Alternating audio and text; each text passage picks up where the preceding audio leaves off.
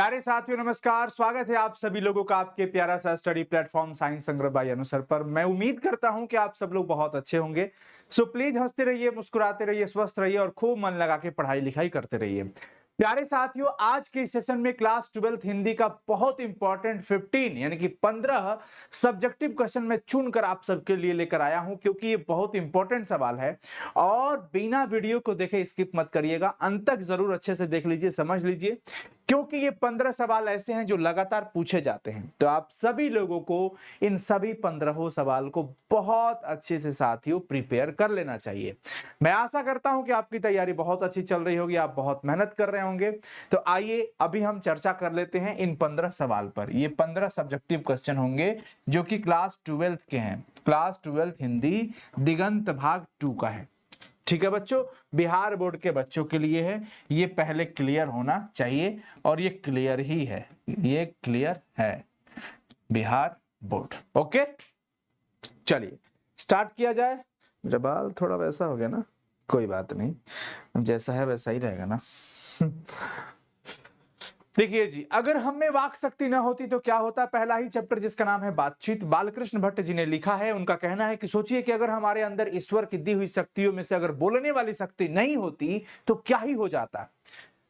ईश्वर ने हमें बहुत सारी चीजें ऐसे ही दे दिया है, मतलब ये सब कुछ ईश्वर की ये बनाई गई जो प्रतिमा आप देख रहे हैं ना, जो मनुष्य के रूप में दिखता है, सबको दिखता है, जिसमें हम कई सारी गतिविधियां करते हैं, कई सारी गतिविधियां करते हैं। हाँ, आप सभी लोग जानते हैं हमारे शरीर के कई सारे विभिन्न इंपॉर्टेंट इंद्रियां होती है जिसके बिना हम अपने आप को अपूर्ण मान सकते हैं। ईश्वर ना करे किसी के साथ ऐसा हो, किसी का हाथ काम नहीं करता है, किसी का पैर नहीं काम करता है, कोई देख नहीं सकता है, कोई बोल नहीं सकता है, कोई सुन नहीं सकता है, कितना जटिल हो जाता है वो जीवन। लेकिन अगर आप बोल रहे हैं, चल रहे हैं, सुन रहे हैं, देख रहे हैं, आपका हाथ काम कर रहा है, पैर काम कर रहा है, ईश्वर की सबसे बड़ी कृपा होती है ऐसे व्यक्ति पर। दुख सुख का आना लाजमी है, वो आएगा। संघर्ष एक सिक्के के दो पहलू। भैया दिन होता है तो रात है, हर रात के पीछे दिन, हर दिन के पीछे रात। तो ऊंच नीच ये वाली भावनाएं जो है वो आती रहेगी और जीवन ही यही है। लेकिन अगर ईश्वर की दी हुई शक्तियों में बोलने की शक्ति नहीं होती तो कोई बोल नहीं पाता, और कोई बोल नहीं पाता तो सोचिए क्या ही जीवन होता। ना म्यूजिक होता, ना ही कोई अपना विचार व्यक्त कर पाता, शायद भाषा भी नहीं बने होते, भाषा की खोज नहीं हो पाई होती, भाषा बनाए नहीं गई होती, लिपियां नहीं होती, कई सारी चीजें होती। लिपियां होती भी तो सिर्फ लिखने भर होती, और वैसे भी उसका काम लिखने का ही है, बट विचार व्यक्त करने का एक साधन जो बोलना है ये नहीं होता। पूरी दुनिया गूंगी मालूम पड़ती। यदि मनुष्यों में वाक शक्ति न होती तो यह सृष्टि मतलब पूरी दुनिया, संसार गूंगी बहरी रह जाती। अब कोई बोलेगा नहीं तो सुनना कहां से।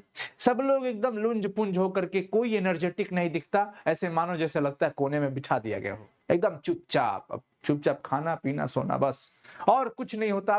विचार ही नहीं निकल रहा है। कोई कुछ भी कर रहा है तो ना आप बोल सकते हो, डांट सकते हो, तमाम चीजें हैं। और जो भी कुछ सुख दुख का अनुभव हम अपनी इंद्रियों के सहारे करते हैं वो भी हम अवाक होने के कारण, अवाक मतलब चुप हो जाना, अवाक होने का कारण मतलब कि हम चुप हो जाने के कारण आपस में एक दूसरे से कुछ कह सुन नहीं सकते थे, कुछ न कह सुन सकते थे, कुछ भी नहीं हो सकता था। तो भाई वाक शक्ति बहुत बड़ी चीज है। लपटन साहब, उसने कहा था कहानी का पात्र की जेब से क्या बरामद हुआ था। भैया बेल के आकार के 3 बड़े बड़े गोले। चतुर और साहसी लहना सिंह ने नकली लपटन साहब के जेब से बेल के समान 3 बड़े बड़े बम के गोले निकाले थे और बड़ी मारा था उनको, पटक पटक के एकदम। ये मैं पूरा चैप्टर पढ़ाया हूं। अगर आप चैप्टर नहीं पढ़े हैं तो आप चैप्टर का नाम और उसके साथ साइंस संग्रह डाल दीजिए। उसने कहा था साइंस संग्रह, बातचीत साइंस संग्रह, रोज साइंस संग्रह, ऐसे करके आप चैप्टर डाल दीजिए, वो मिल जाएगा। उसने कहा था कहानी कितने भागों में बटी है और कितने में युद्ध की चर्चा की गई है। आप सब लोग जानते हैं। उसने कहा था जो कहानी है इसके 5 दृश्य है, 5 भाग है, 5 खंड है, 5 भागों में बांटा गया, जिसमें 3 भागों में युद्ध की चर्चा की गई है। 3 भाग में, दूसरा, तीसरा और चौथा भाग में युद्ध का वर्णन है। पहला भाग में युद्ध का वर्णन नहीं है। पहला भाग में वो टांगे वाले की चर्चा होती है, वहां के अमृतसर के लोगों की चर्चा होती है, टांगे वाले की चर्चा होती है। और पंचम भाग में लहना सिंह की जो विचार आते हैं उन सारी चीजों पे चर्चा है। लेकिन दूसरा, तीसरा, चौथा में पूरी युद्ध की चर्चा की गई है। यह एक दिव्य कहानी बन चुकी है। आप सभी लोग जानते हैं यह क्या है बच्चों, दिव्य कहानी मील का पत्थर कहा गया, उसने कहा था चैप्टर को। ये कहानी ऐसी है जिस पर फिल्म बन चुकी है, मतलब मूवी बनाया गया है, और इस कहानी को मील का पत्थर कहा गया। क्या कहा गया बच्चों, मील का पत्थर कहा गया। ठीक है, आगे बढ़ता हूं, मैं उम्मीद करता हूं आप समझ रहे होंगे। देखिए, बापू और नेहरू की किस विशेषता का उल्लेख जेपी ने अपने भाषण में किया था। जयप्रकाश नारायण जी, जिनको लोकनायक के नाम से भी जाना गया, बचपन का नाम बाउल, लेकिन कौन जानता था कि ये लड़का एक दिन अपनी उम्र पे ऐसी बड़ी क्रांति लेकर आएगा जो छात्र आंदोलन के रूप में सबसे बड़ी क्रांति मानी जाएगी। जी हां, बिहार की धरती पटना से ही ये आंदोलन इतना बड़ा रूप लिया था, इतना विशाल भव्य रूप लिया कि मत कहिए। इनके आंदोलन की चर्चा विश्व के कोने कोने में होता है, ऐसा है। तो जब ये संपूर्ण क्रांति भाषण की जो चर्चा होती है, संपूर्ण क्रांति एक प्रकार का क्या है, भाषण है। और ये जब भाषण होता है साथियों, तब ये अपने भाषण में जिक्र करते हैं बापू जी यानी कि गांधी जी और पंडित जवाहरलाल नेहरू जी की। कहते हैं कि वो लोग बड़े महान हस्ती हैं, वो बहुत महान है, और महान होने के पीछे जो रहस्य देते हैं, वो भाषण की चर्चाओं में वो चीज क्या कहते हैं कि उनकी सबसे बड़ी जो खास बात थी कि अगर हम कोई बात उनकी आलोचना करते हैं, जरूरी नहीं कि हर कोई अच्छा करता है, और यह भी जरूरी नहीं कि आपसे हर कोई सहमत हो। आप कोई विचार रखते हैं तो आपके विचार से सबका विचार मिले, ये जरूरी नहीं है भाई, पांचों उंगली बराबर नहीं होती है। लेकिन अगर ये तो नहीं हुआ ना कि अगर मान लीजिए कि मैं जो कह रहा हूं वो सब मान ले, चलिए 10 लोगों में से 8 ने मान लिया, तो 2 तो कहेगा ना कि नहीं भाई ये आपका, मैं ये नहीं मानूंगा, ये आप गलत कह रहे हैं, मैं नहीं मान सकता हूं। 2 लोग तो ऐसे जरूर होंगे जो कह देंगे। अच्छा, वो 2 लोग कह दिए और मैं भड़क उठा, क्यों नहीं मानोगे, ये है वो है, तो ये मेरी गलती है। यही बात कह रहे थे जेपी जी कि भाई बापू और नेहरू में महानता छिपी हुई थी। और महानता किस बात की थी, इस बात की थी कि उनकी जब आलोचना हम करते थे, कोई भी बात उनकी बातों से हम सहमत नहीं होते थे, आलोचना करते थे, शिकायतें कभी हो जाती थी, तो वो बुरा नहीं मानते थे, वो आलोचना करने वाले जो है उनकी सम्मान करते थे, वो आलोचकों को भी बड़ा इज्जत करते थे। आज सत्ता में एक जो पार्टी होती है और दूसरी विपक्षी पार्टी होती है, विपक्षी पार्टी न रहे तो सत्ता वाली पार्टी वैसे ही होश खो बैठेगी, जो मन सो करेगी। विपक्षी पार्टी का सही होना, मजबूत होना बहुत जरूरी है, उचित मुद्दे लाना, उपयुक्त बातें करना, सही चीजों को रखना, यह जरूर होना चाहिए। तो यहां पर वो कह रहे हैं कि बापू और नेहरू में जो महानता थी वो ये महानता थी कि वो आलोचना करने वालों की इज्जत करते थे, आलोचकों की इज्जत करते थे, और उसे बड़े अच्छे से समझाते थे, बुझाते थे। और ऐसा नहीं कि तुम मेरी बात नहीं मानते हो तो जाओ हटो, अब तुम मेरी पार्टी में नहीं रहोगे, तुम मेरे सदस्य में नहीं रहोगे, तुम मेरे ग्रुप में नहीं रहोगे, ऐसा कुछ नहीं है। ठीक है, विचार है, हम तो ये कहते हैं बच्चों की मतभेद हो सकता है पर मन भेद नहीं होना चाहिए। मत हमारे और आपके अलग अलग हो सकते हैं किसी विषय बिंदु पर, लेकिन मन आपस में नहीं बटना चाहिए, हमारा और आपका मन जरूर एक रहना चाहिए। इस फॉर्मूले पे आप लंबे समय तक अपने हर रिश्ते को चला सकते हैं। वो आलोचकों को समझा बुझा करके एक साथ चलने में भरोसा रखते थे, सबसे बड़ी बात। बापू और नेहरू में महानता छिपी हुई थी, और इसी विशेषता का उल्लेख वो अपने भाषण में करते हैं। कहते हैं कि उनकी महानता यह थी कि वे आलोचनाओं को बर्दाश्त करते थे। अगर कोई आलोचना करता था तो उनमें सहन शक्ति थी, वो सहते थे उस चीज को। वे आलोचकों का सम्मान भी करते थे। इस सम्मान का मतलब ममा संयुक्त सम्मान करते थे, यानी कि इज्जत करते थे। वे आलोचकों को समझाकर बुझाकर साथ लेकर चलने में विश्वास रखते थे, और विश्वास करते भी थे। कौन, बापू और नेहरू। देखिए, नारी की पराधीनता कब से आरंभ हुई। राष्ट्र कवि रामधारी सिंह दिनकर जी के द्वारा रचित यह चैप्टर है जिसका नाम है अर्धनारीश्वर। और अर्धनारीश्वर में बच्चों इस बात की पूरी जिक्र करते हैं अपने राष्ट्र कवि जी, जो बिहार के बेगूसराय से हैं, जिनका नाम था रामधारी सिंह दिनकर जी। ये भले आज उपस्थित नहीं है पर इनकी कृति उपस्थित है, ये अमर हो चुके हैं। मैं तो ये समझता हूं कि जिनका देह यहां ना रहे और देह ना रहने के बाद भी उनकी कृति अगर इस धरा पर, इस ब्रह्मांड में अगर है, तो कहीं ना कहीं वो अमरत्व को प्रदान किए हैं। प्राप्त किए हैं, सॉरी, अमरत्व को प्राप्त किए हैं, इस तरीके से। तो यहां पर ये लोग बहुत बड़े कवि थे, बहुत बड़े। नारी की पराधीनता, पराधीनता का मतलब होता है दूसरे के अधीन हो जाना। पर अधीन, पर मतलब पराया, दूसरे के अधीन मतलब उसके नीचे हो जाना, उसके अंडर में हो जाना, वो जैसा कहेगा वैसा करना, बोलेगा हाँ तो हाँ करो, ना तो ना करो, ऐसी वाली चीज। नारी कब से पराधीन हो गई? रामधारी सिंह दिनकर जी का ऐसा मानना है कि जब से हम लोगों ने खेती का आविष्कार किया, जब से हम लोगों ने कृषि का आविष्कार किया, जब से मानव जाति ने कृषि का आविष्कार किया, तब से ऐसा उनका संभावना है कि नारी पराधीन हो गई होगी। क्योंकि पुरुष समाज अपने लिए खुला आसमान चुना होगा खेतों में जाकर काम करने के लिए, कि वो जाके वहां मेहनत कर सके, कुदाल चला सके। लेकिन नारी को अपने साथ न ला करके चार दीवारी में छोड़ दिया कि तुम अछोरना पछोरना करो, जो भी मैं अनाज लाऊंगा उसको साफ सफाई जो भी रहता है वो। नारी की पराधीनता तब आरंभ हुई जब मानव जाति ने कृषि का आविष्कार किया, जिसके चलते नारी घर में रहने लगी और पुरुष बाहर रहने लगा। मतलब खुला आसमान अगर किसी ने चुना, पुरुष ने चुन लिया,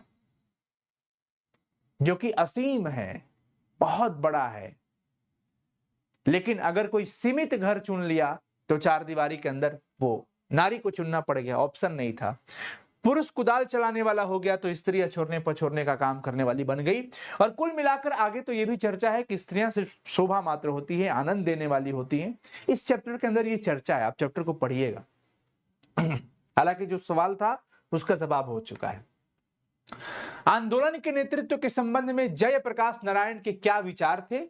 आंदोलन का नेतृत्व वे किस शर्त पर स्वीकार करते हैं? देखिए सभी लोग किस शर्त पर स्वीकार करते हैं? भ्रष्ट केंद्रीय सरकार को जेपी उलट देना चाहते थे। बिहार के छात्रों ने एक आंदोलन चलाया, बाद में जेपी इसके नेता बने। यह क्रांति थी, संपूर्ण क्रांति। जेपी बार बार छात्रों से कहते थे देश का भविष्य आपके हाथों में है, उत्साह है आपके अंदर, शक्ति है आपके अंदर, जवानी है आपके अंदर, आप नेता बनिए। जेपी उन्हें सलाह देंगे, लेकिन छात्रों ने नहीं माना, उनको नेतृत्व करने के लिए बाधित किया। उनको नेतृत्व देने मतलब करने के लिए क्या किया? बाधित किया। ये थोड़ा सा वर्ड गलत है। जेपी ने तब कहा कि वे सबकी सलाह लेंगे, वे छात्रों की बात ज्यादा सुनेंगे, लेकिन शर्त थी कि फैसला उनका होगा, इस फैसले को सभी को मानना होगा, तब तो जेपी के नेतृत्व का मतलब होगा, तभी क्रांति सफल होगी, अन्यथा सभी बिखर जाएंगे। देखिए मैं ये बात तो पढ़ दिया, पर आपको शायद समझ नहीं आया हो। आंदोलन के नेतृत्व करने में के संबंध में जयप्रकाश नारायण के क्या विचार थे? देखिए कोई भी आंदोलन हो, किसी भी तरह का कार्यक्रम हो, एक व्यक्ति वो होता है जो नेतृत्व करता है, जो उसको कंट्रोल करता है, जिसके देखरेख में, जिसके सुझाव के कारण, सुझाव तो हालांकि सबका होता है पर फैसले उनके हो जाते हैं। जैसे घर में कोई कार्यक्रम देख लीजिए, एक मुखिया होता है जो नेतृत्व करता हो जाता है। कोई कार्यक्रम होता है, एक लीडर होना चाहिए।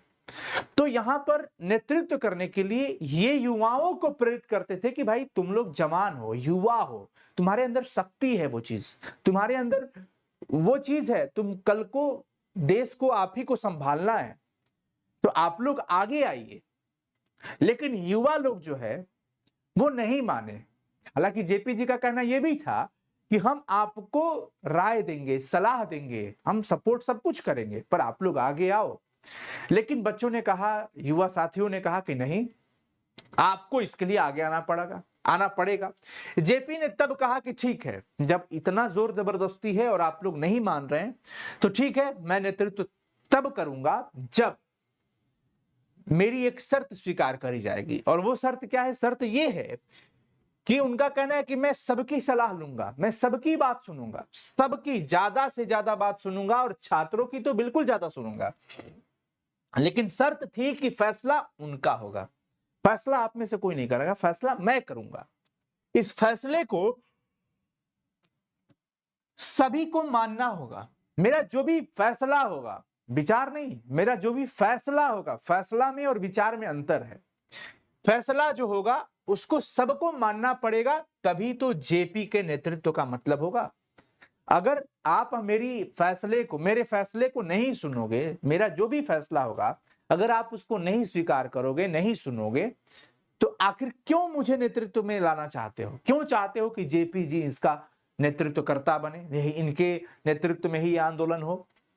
मेरा तो मतलब तब बनेगा नेतृत्व का जब मेरे फैसले को मानना होगा, तभी क्रांति सफल होगी, अन्यथा हम सब आपस में बिखर के रह जाएंगे, टूटे पड़े रह जाएंगे। बहुत सही था, जायज बात कही था इनका। भगत सिंह ने अपनी फांसी के लिए किस समय की इच्छा व्यक्त की है, वे ऐसा समय क्यों चुनते हैं? भगत सिंह कहते हैं कि क्रांति ऐसे नहीं होती है, लगातार मेहनत करने से होती है। किसी चीज में क्रांति लानी हो, लगातार काम करना पड़ेगा। आपको अगर अपनी एजुकेशन में, आप जो ये एग्जाम वगैरह की तैयारी कर रहे हैं साथियों, इसमें अगर बहुत बड़ी क्रांति लानी है, मतलब आपके लेवल पे जो क्रांति ये है कि आप सफल होना चाहते हैं बहुत अच्छे मार्क्स से, कि भाई मैं अपने माँ बाप का नाम रोशन कर दिया, गुरुजनों का नाम रोशन कर दिया, टॉपर बन गया, ये तमाम चीजें होती है, आपके सपने होते हैं। तो वो सिर्फ सपने देखने से नहीं होता, उसके पीछे का जो बच्चों मेहनत होता है, संघर्ष होता है, खुद को घिसना पड़ता है। और कहते हैं भगत सिंह की कोई भी क्रांति हो, क्रांति तो सतत कार्य करते रहने से आएगी, कष्ट भी सहना पड़ता है, उसके लिए कोशिश करना पड़ता है। लेकिन देश की क्रांति की जो बात है, जो आजादी की क्रांति थी, उन सब चीजों को लेकर के देखिए, भगत सिंह कहते हैं कि क्रांति सतत कार्य करने में, सतत मतलब लगातार, निरंतर प्रयत्नों से, यानी कि मेहनतों से, प्रयत्न का मतलब कोशिशों से, कष्ट सहन करने, कष्ट भी पड़ेगा, सहन करना पड़ेगा, बलिदान करने से, जरूरत पड़े तो अपनी प्राण की बाजी भी खेलनी पड़ेगी, प्राण भी त्यागने पड़ सकते हैं। उनकी यह अभिलाषा है।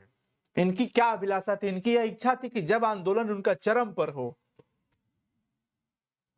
जब आंदोलन चरम पर पहुंचे, चरम सीमा पर पहुंचे, तब उन्हें फांसी दे दी जाए, ताकि वैसे सिचुएशन में जब फांसी होगी, उनका कहना था कि जब देश के भाग्य का निर्णय हो रहा हो, तो हम जैसे मनुष्य का भाग उसमें बाधा नहीं बनना चाहिए।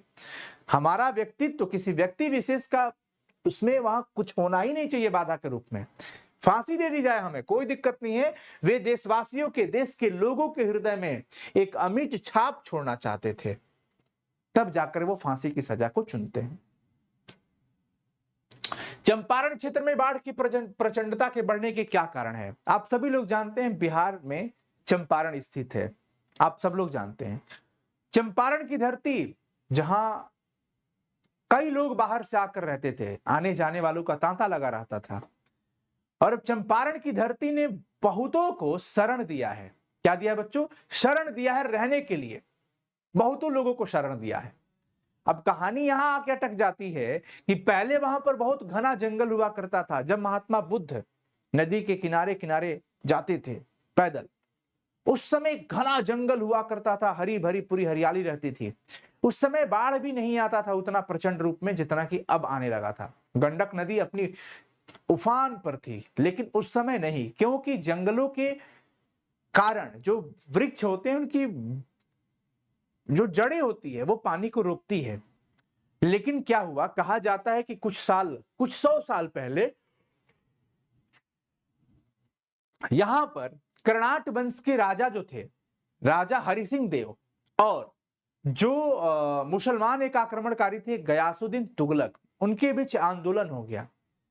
कर्नाट वंश के राजा हरि सिंह देव की सेना जो है जंगलों में छिपी हुई थी, और गयासुद्दीन जो तुगलक थे, इनके जो सिपाही थे, वो सब वहां पे इंतजार कर रहे थे, देख रहे थे, और एक तलवार लगाया वृक्ष की टहनियों पर कि पूरा का पूरा तबीयत खराब हो गया सबका, और सब भागने लग गए। और उस समय जो तलवारें चली, लगातार पेड़ कटते चले गए। वो एक स्टार्ट था, ये वो एक प्रारंभ मात्र था।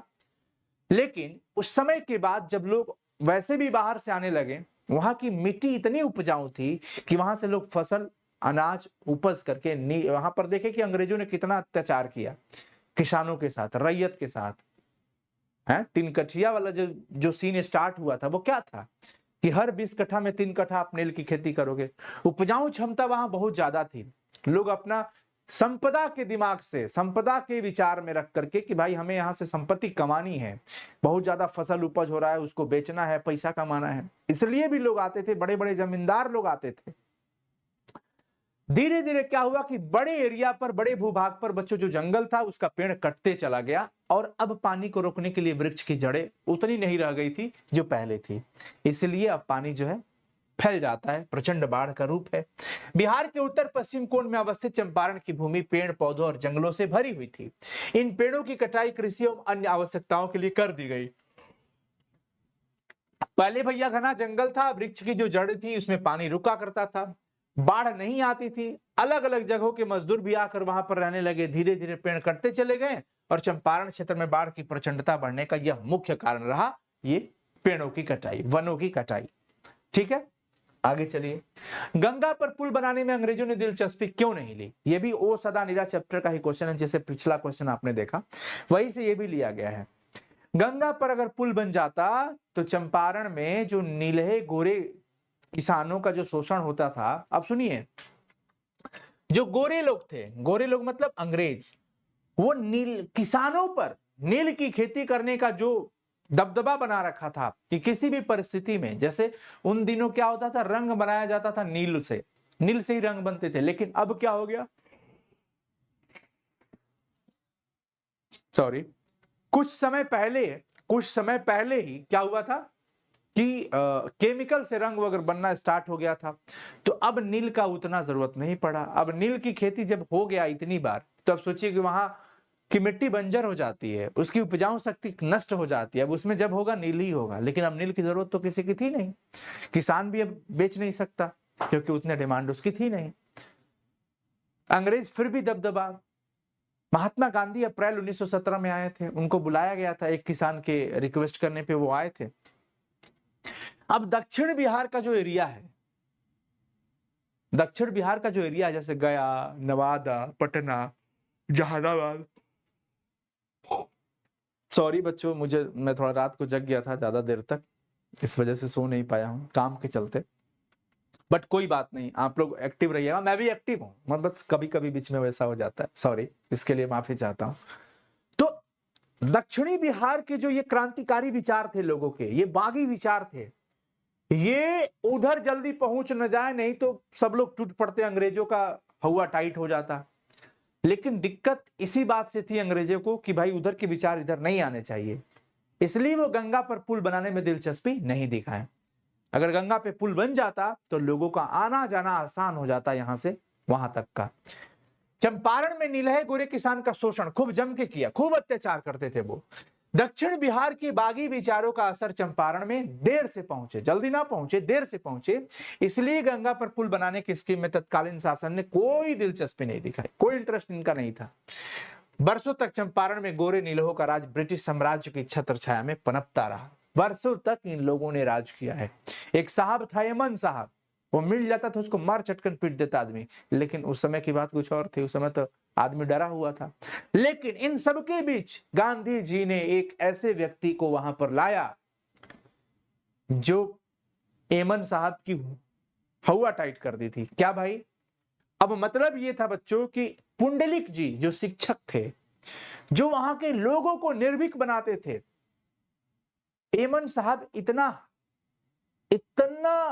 शैतानी प्रवृत्ति का था कि भाई वो बिना मतलब किसी के भी झोपड़ी में आग लगा देता था, किसी को भी जेल में ठूंस देता था, बिना मतलब का। सोच लिया आप लोग।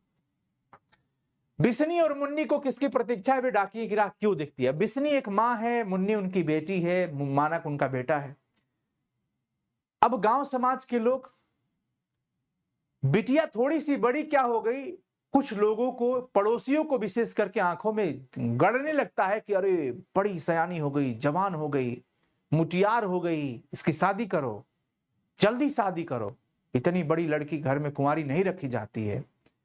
ये अभी भी हमारे समाज में है। मात्र 14 वर्ष की हुई थी, अभी अपना होश संभाल रही थी।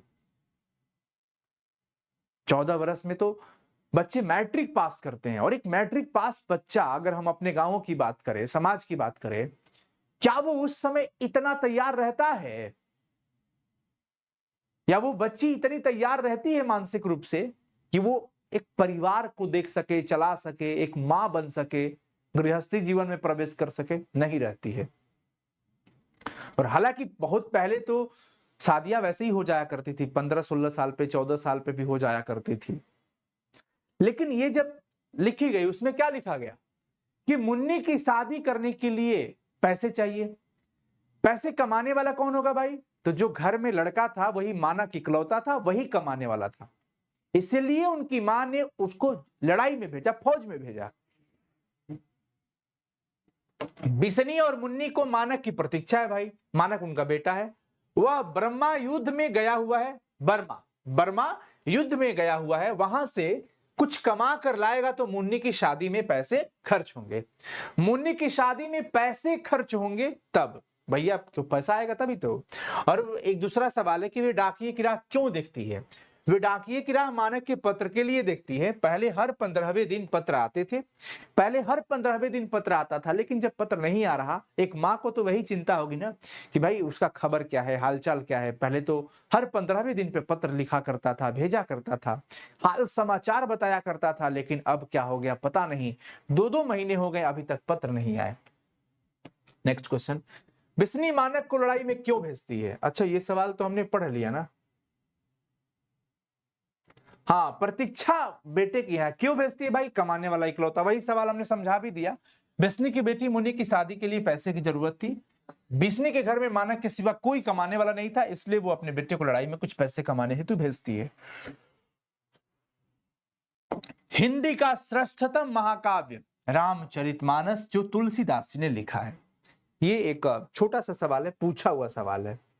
लेखक की भाभी क्या कहती है, उनके कथन का महत्व बताइए। ओम प्रकाश वाल्मीकि जी के द्वारा रचित यह चैप्टर, जो कि आत्मकथा है, जूठन, जो उनकी अपनी आत्मकथा है, स्वयं की आत्मकथा का मतलब ही वही है। तो बहुत अजीबोगरीब काम हुआ करता था उस समय। ये एक चूहड़े जाति से थे और इनकी पूरी कम्युनिटी को इस तरीके से शोषण इन पर कह लीजिए, या जो भी उस समय था, जो भी था, ये लोग काम करते थे। किसी के घर माल मवेशी जो भी साफ सफाई हुआ करता था, उन सब का काम करते थे। बदले में इनको जूठन मिलता था, गालियां भी सुनने को मिल जाती थी। आदत हो गई थी गाली सुनने की, और सुनाने वाले तो वैसे ही बड़े बड़े लोग जो होते हैं वैसे सुना देते हैं। आज भी कई जगहों पर ये चीजें हैं, हालांकि ये नहीं होना चाहिए। व्यक्ति को यह समझना चाहिए कि हर इंसान जो है विधाता का बनाया हुआ है, और किसी में किसी तरह का ये ऊंच नीच भेदभाव नहीं होना चाहिए था, परंतु अब क्या ही किया जा सकता है। ये बहुत निंदनीय है। इसमें मेरा अपना पर्सनल विचार है और जो लिखा गया उसके आधार पर मैं कह रहा हूं। एक दिन क्या होता है कि ब्रह्मदेव तगा का बैल खेत में ही धूप में गिर के मर जाता है, और जो लोग उनके घर काम करते थे उन्हीं को जा करके उसका साफ सफाई है वो हटाना पड़ता था, करना पड़ता था। तो 10-15 रुपए मिल जाते थे चमड़े बेच करके जानवरों के। अब लेखक की मां को यह चिंता थी कि 15 रुपए कम से कम आ जाए, तो उस समय तंगी के दिनों में बहुत हेल्प हो जाता था। और उनके घर में लेखक के पिताजी थे नहीं, भाई लोग मामा गांव गए थे, मामा के घर गए थे, शायद मामा के घर गए थे। चाचा थे और लेखक पढ़ने गए थे। स्कूल से मां बुला करके चाचा के साथ भेज देती है। बड़ा संघर्षपूर्ण रहता है, पीड़ादायक रहता है वो। वैसी परिस्थितियों में जब वो वहां से पैसों के लिए बाल की खाल चमड़ी उधेड़ कर लौटे, तो चाचा कुछ देर वो चमड़ी की गठरी लेकर आए थे, लेकिन वो भी थक गए, तो अब इनको दे दिए। बहुत बहुत कष्ट सह करके उन दिनों लेखक ने जो संघर्ष किया भाई, सलाम है इनको। उनके पैर जवाब दे रहे थे, कह रहे थे कि मेरे वजन से ज्यादा उस चमड़ी की गठरी का वजन था। और उस समय उनके स्कूल की छुट्टी हुई थी जहां वो पढ़ते थे, और वहीं रास्ते से होके गुजरना था। शरीर पूरा खून से लथपथ हो गया था, कपड़े गंदे हो गए थे। एक तो छुप छुप के निकलना कि कोई साथी सहयोगी बैचलर देख ना ले, नहीं तो क्लास में क्या ही मैं कहूंगा उससे, वो क्या सोचेंगे सब। और ये होता है, ये सबको होता है कि आप रहते कुछ और हो, लेकिन कभी कभी सामने वाले को बताना कुछ और पड़ता है। समझते हो ना?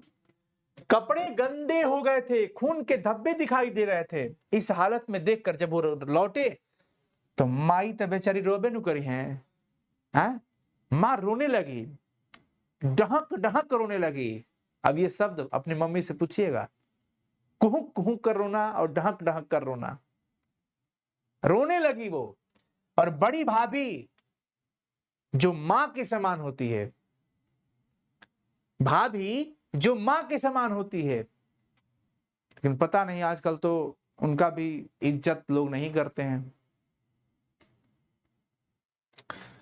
बड़ी भाभी ने उस रोज मां से कहा था कि मां जी, इनसे ये सब ना कराओ, भूखे रह लेंगे जी, लेकिन इन्हें इस गंदगी में ना घसीटो, इनको पढ़ने दीजिए, भूखे रह लेंगे, लेकिन ये काम इनसे मत कराइए। मेरी आंखें भर जाती है ये चैप्टर पढ़ पढ़ के और समझ समझ के।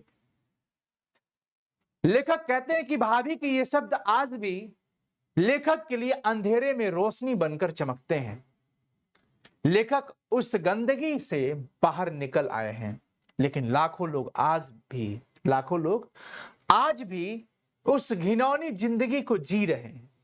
आज भी बहुत लोग हैं जो वैसी घिनौनी जिंदगी को जी रहे हैं, जिनको ये सब काम करना पड़ता है।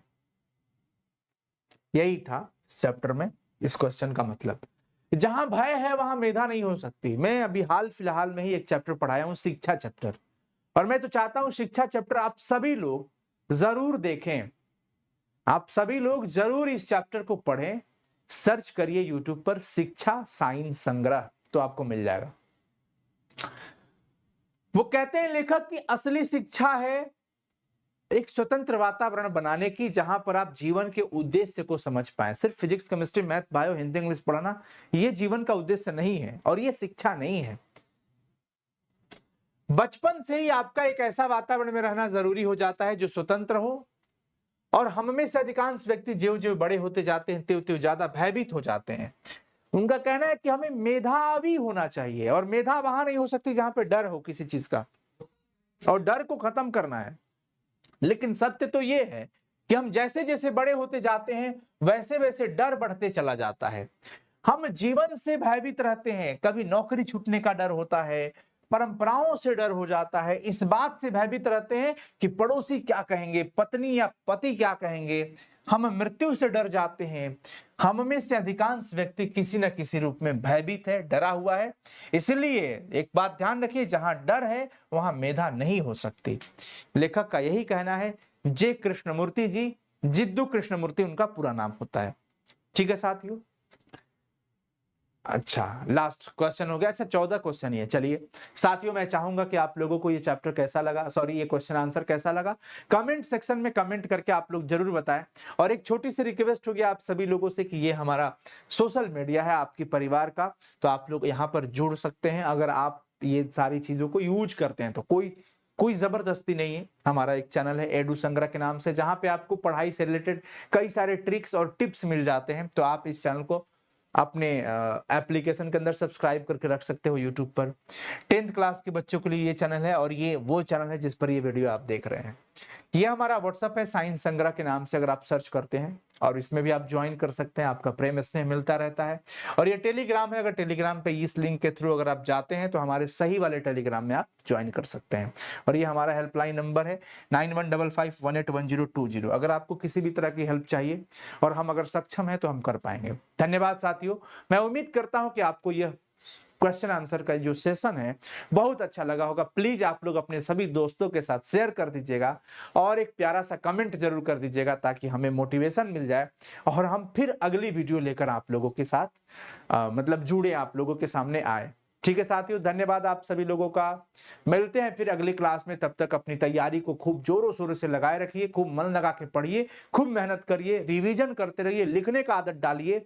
जीवन में कुछ भी बनने से पहले क्या बनना जरूरी है? अच्छा इंसान बनना जरूरी है। ठीक है साथियों, ओके बाय बाय। कमेंट का इंतजार रहेगा, वीडियो लाइक कर दीजिएगा, शेयर भी कर दीजिएगा आप सब लोग। Bye bye.